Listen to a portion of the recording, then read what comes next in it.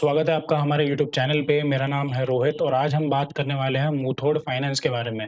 Muthoot finance एक market leader है। जब हम गोल्ड फाइनेंस की बात करते हैं, यानी गोल्ड लेके लोन देने की जब बात करते हैं, तो सबसे पहले आता है मुथूट फाइनेंस, उसके बाद तो आता है मनप्पुरम फाइनेंस। ठीक है, ये वीडियो में हम मुथूट फाइनेंस की बात करेंगे।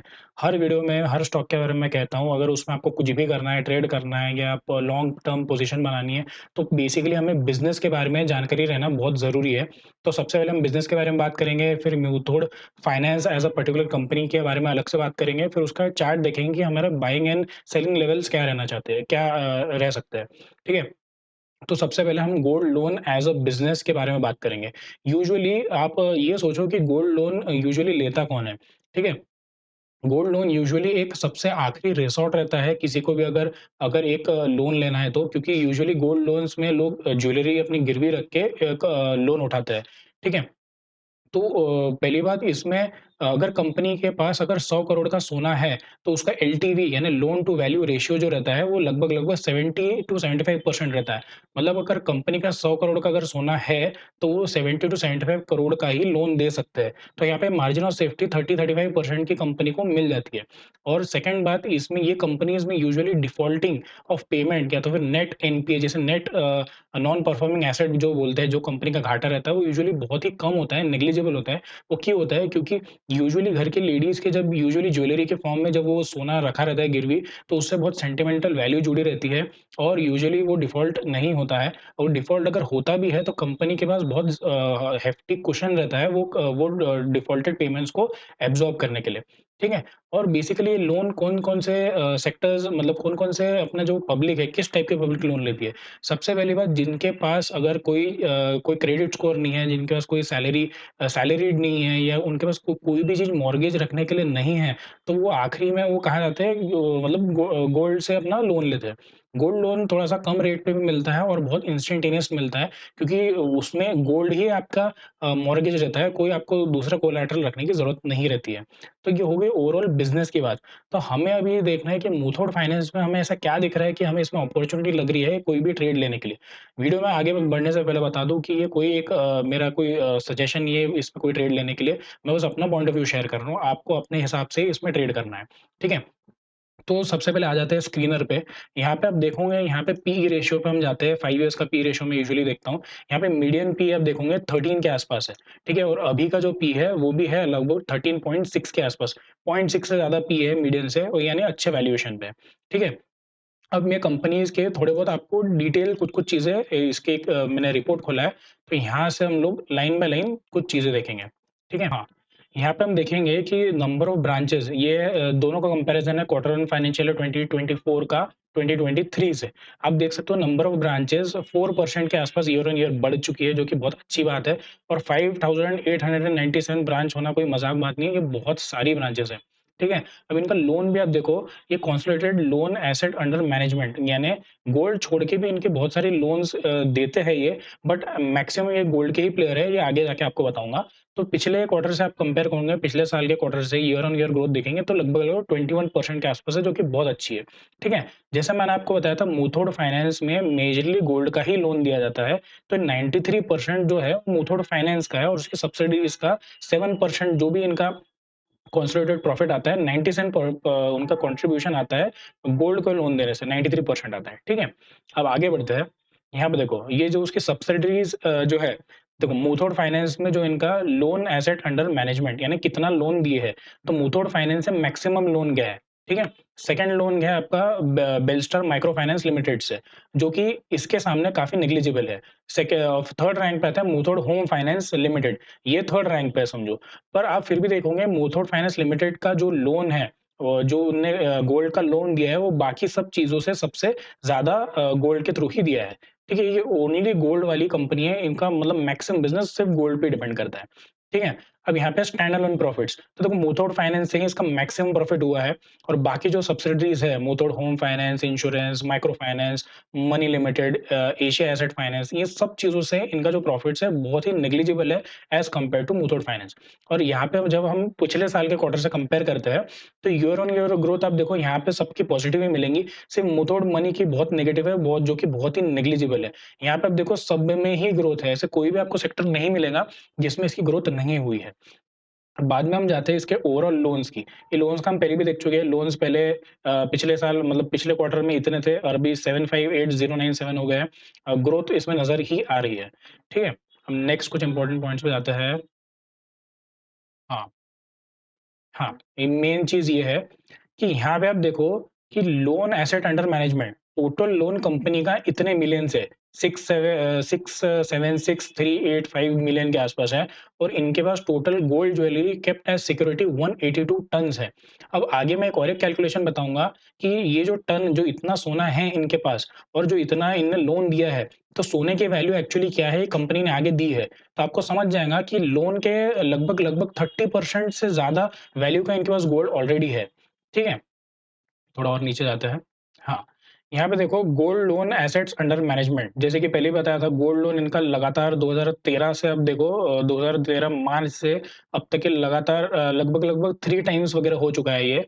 सेम वैसा आप देखोगे गोल्ड केप्ट एज़ सिक्योरिटी जो है ये तो उनका लोन का हो गया, ये जो मैंने पहला ग्राफ बताया ये लोन का उनका ईओएम है। बाद में नीचे देखोगे जो उनका टन के हिसाब से जो उनके पास सोना है, वो अभी जैसा हमने पहले देखा था 182 करोड़ का 182 टन का इनके पास सोना है।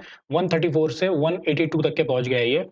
अब हम देखेंगे पर हाँ, पर ब्रांच में उनका जो लोन है एवरेज गोल्ड लोन पर ब्रांच तो देखो पहले 63 था और अभी 139 है।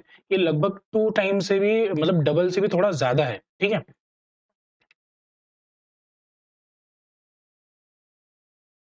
हुँ। हाँ, अब मैं बात कर रहा था आपको मेन ये बात कर रहा था कि आप देखो गोल्ड लोन टोटल इन कंपनी ने लोन कितना दिए 660 बिलियन का इन्होंने लोन दिए, ठीक है? अब लोन दिए तो सिक्योरिटी में इन्होंने गोल्ड रखा है अपने पास में, तो 182 टन का इनके पास गोल्ड है, ठीक है? अब कंपनी के कैलकुलेशन के हिसाब से पर ग्राम का जो प्राइस है वो इतना निकल रहा है 5318 इसका मतलब जो उनके पास टोटल जो 182 टन की जो वैल्यू आती है, 967 बिलियन के आसपास आती है। यानी कि 660 बिलियन का इन्होंने लोन दिया है और इनके पास गोल्ड 967 बिलियन का है, ठीक है? गोल्ड उनके पास 967 बिलियन का है, यानी कि उनके पास 32% मार्जिन ऑफ सेफ्टी है, ठीक है? और ये मार्जिन ऑफ सेफ्टी इसलिए भी इम्पोर्टेंट रहती है क्योंकि गोल्ड के प्राइस अगर कम-ज़्यादा हुए तो ये एज़ अ कुशन प्रोवाइड करता है, ठीक है? अब देखते हैं थोड़े बहुत कंपनी के फाइनेंशियल्स, ठीक है? तो ये यहाँ पे मैंने आपको पी पहले ही बता चुका हूँ। अब देखते हैं इसके क्वार्टरली रिजल्ट्स। क्वार्टरली रिजल्ट्स आप देखोगे तो हमें हमेशा कंसोलिडेटेड देखना चाहिए। तो यहाँ पे देखो हाईएस्ट एवर के आसपास है, 3472 के आसपास है, ये अब तक के हाईएस्ट एवर है, ठीक है? फाइनेंसिंग प्रॉफिट भी 40s के रेंज में हालाँकि फाइनेंसिंग प्रॉफिट कम हो गया है। इसकी यूजुअली रेंज 3 के आसपास, 44, 45 के आसपास चलती है। बट ठीक है, अभी मार्जिन कम हो गई है तो ये इम्प्रूव भी हो जाएँगी। क्योंकि ओवरऑल कंपनी का ईयर ऑन ईयर जो ट्रैक रिकॉर्ड है वो अच्छा ही हम प्रॉफिट एंड लॉस स्टेटमेंट में देखेंगे। यहाँ पे आप देखो कि प्रॉफिट बिफोर टैक्स ये भी हाईएस्ट एवर है और प्रॉफिट आफ्टर टैक्स भी हाईएस्ट एवर है 1045 ये एक बार आ चुका था दिसंबर 21 में तो इससे 1 आध करोड़ ज़्यादा है यानी हाईएस्ट एवर रेंज के आसपास ही है। जैसे मैं आपको बात कर रहा था कि जो फाइनेंसिंग मार्जिन है और वो अभी यहाँ पे 40% हुआ था जैसे हमने ऊपर देखे यहाँ पे 40% हुआ था। तो लॉन्ग टर्म में आप देखो कि कंपनी को बिज़नेस करना आता है, ये अपना फाइनेंसिंग मार्जिन प्रॉपरली इम्प्रूव कर रही है। कंपनी का थोड़ा-सा फाइनेंशियल मार्जिन अगर कम हो जाता है, तो इसमें बहुत घबराने की बात नहीं है क्योंकि ये बहुत बड़े प्लेयर्स हैं, ये सब कुछ मैनेज कर लेते हैं। तो यहाँ पे आप देखो यहाँ पे ट्रेलिंग 12 मंथ्स का भी जो यहाँ पे आपको रेवेन्यू दिखेगा वो भी हाईएस्ट एवर है। नेट प्रॉफिट भी इसका हाईएस्ट एवर ही है, ठीक है? तो कंपनी फाइनेंशियली स्ट्रॉन्ग है। अब बैलेंस शीट में ये पॉइंट देखना बहुत इंपॉर्टेंट है कि यहाँ पर आप देखोगे कि रिजर्व्स जो है वो 4686 से 21264 तक के आ गए हैं। यानी लगभग-लगभग 5-6 टाइम्स के बीच में कुछ ये फिगर होगा, ये इतना रिजर्व्स उसके बढ़ गए हैं। But at the same time borrowings भी इनकी 19621 से 55804 के आसपास हो गई है। तो मैं एक बात आपको बता दूँ कि ये जो गोल्ड फाइनेंस कंपनी है, ये सबको जो इनका सिक्योरिटी डिपॉज़िट इनका गोल्ड ज्वेलरी रहती है बट ये और भी पैसा उठाते हैं। ये पैसा काहे से उठाते हैं? ये आपका बैंक या फाइनेंशियल इंस्टीट्यूशन से पैसा उठाते हैं। सेकंड ये आपका डिबेंचर्स या बॉन्ड्स वगैरह जो रेज़ कैपिटल रेज़ करने के लिए यूज़ करते हैं, नॉन कन्वर्टिबल एनसीडी बोलते हैं, नॉन कन्वर्टिबल डिबेंचर्स इन्हें कहते हैं और कमर्शियल पेपर से ये लोग ओवरऑल पूरा मार्केट से पैसा उठाते हैं। अब हमें ये देखना है कि रिजर्व्स और बोरोइंग का रेशियो इनका बराबर है क्या?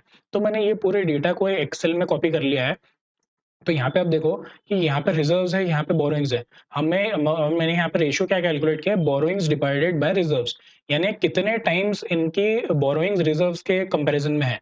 तो आप स्टार्टिंग से देखोगे 4.2, यानी यहाँ पे 4.2 यानी इनकी जो बोरोइंग्स है वो रिज़र्व्स के 4.2 टाइम्स है। तो ये जितना कम रहेगा उतना अच्छा रहेगा। तो विथ ओवर टाइम जो आप देखोगे सालों से, ये बहुत ही बेस्ट एवर सिचुएशन में है। यानी कि सिर्फ 2.6 टाइम्स ही इनकी बोरोइंग्स है, हालाँकि पहले इनकी 4.2 थी। तो ये बहुत इम्प्रूव हो गई है और बेस्ट एवर इस पे चल रही है, ठीक है? अब देखते हैं इसके थोड़े बहुत टेक्निकल्स देखते हैं। मैं बहुत ज़्यादा टेक्निकल्स नहीं देखता हूँ। मुथूट फाइनेंस का जो लाइफ टाइम हाई से कंपनी कितना नीचे आई थी, कंपनी यहाँ से लगभग-लगभग मैक्सिमम ड्रॉडाउन उसका 47% के आसपास हुआ था। अभी करंट मार्केट प्राइस के हिसाब से देखें तो -28% के आसपास कंपनी का करंट मार्केट प्राइस है, ठीक है? यहाँ पे मैं अगर देखूँगा, तो ये अगर मैं इसे एज़ अ नेकलाइन पकड़ूँ, मैं अगर ये वाले लेवल को एज़ अ नेकलाइन पकड़ूँ, तो मेरे हिसाब से यहाँ पर एक इसको अगर मैं रिवर्स हेड एंड शोल्डर भी देख सकता हूँ, बट इसमें शोल्डर काफ़ी छोटा बन रहा है यहाँ पे। यहाँ पे आप देखो शोल्डर काफ़ी छोटा बन रहा है। मैं इसे कप विद हैंडल सामान ही ट्रीट करना चाहता हूँ। यहाँ पर आप देखोगे तो ये इतना बड़ा एक कप है, ठीक है? ये इसका हैंडल अंदर फॉर्मेशन है और ये जैसे ही स्टेबल हो जाता है, ये वापस ऊपर जाएगा। हो सकता है कि रिट्रेसमेंट भी दे और फिर फाइनल अपने टारगेट पे जाए। तो इसका टारगेट कितना निकल सकता है, ठीक है? इसका टारगेट कितना निकल सक इसका टारगेट कितना निकल सकता है, वो यहाँ से जो उसका टेक्निकल टारगेट आएगा, वो लगभग-लगभग इसके नेकलाइन से आएगा 33% के आसपास में। इसका एक बार लाइफ टाइम हाई हम लोग प्लॉट कर लेते हैं, ये लाइफ टाइम हाई की लाइन है, तो ये लाइफ टाइम हाई से ऊपर जा रहा है। हालाँकि मैं पर्सनली करंट मार्केट प्राइस से लाइफ टाइम हाई तक के उसको होल्ड करूँगा। करंट मार्केट प्राइस उसका लगभग-लगभग यहाँ पे है, यहाँ से मैं उसको लाइफ टाइम हाई तक के होल्ड करूँगा, तो भी 38% के आसपास आता है, ठीक है? तो ये इसके हो गए टेक्निकल्स। हालाँकि मैं बहुत ज़्यादा टेक्निकल फॉर्मेशंस, बहुत ज़्यादा पैटर्न्स पे ध्यान नहीं देता हूँ, मैं वैल्यू बाइंग पे ध्यान देता हूँ और यूजुअली फंडामेंटल्स पे ज़्यादा ध्यान देता हूँ। तो मुथूट फाइनेंस के बारे में मैं बहुत ही ज़्यादा बुलिश हूँ और मुझे लगता है कि पहले-पहले क्या था कि गोल्ड जो सेगमेंट था वो काफ़ी अनऑर्गनाइज़्ड था और अभी-अभी इसमें ऑर्गनाइज़्ड प्लेयर्स आ चुके हैं और मैक्सिमम अभी मुथूट फाइनेंस का, मनप्पुरम का ये जो बिज़नेस है ना गोल्ड लोन्स का, ये यूजुअली साउथ साइड ज़्यादा है और बाकी नॉर्थ, ईस्ट, वेस्ट तरफ थोड़ा-सा कम है। क्योंकि साउथ में सोना बहुत ज़्यादा है और वहाँ पे इनका बिज़नेस थोड़ा-सा डीपली रूटेड है, ठीक है? और ये धीरे-धीरे इंडिया में पूरा स्प्रेड होगा। तो मैं इसमें बहुत बुलिश हूँ, ये कंपनी में इनके पास एज़ अ गोल्ड सिक्योरिटी रहता है, तो इसमें कोई एनपीए या डिफ़ॉल्ट पेमेंट की कोई ऐसी गुंजाइश नहीं रहती है। तो मुथूट फाइनेंस के बारे में बस इतना ही। अगर आपको वीडियो अच्छा लगे तो प्लीज़ मुझे बताइए कि आपको और क्या इम्प्रूवमेंट्स चाहिए वीडियो में और प्लीज़ कमेंट कीजिए कि और कौन-कौन से स्टॉक में वीडियो बना सकता हूँ। तब तक के लिए लर्न, ट्रेड एंड इन्वेस्ट।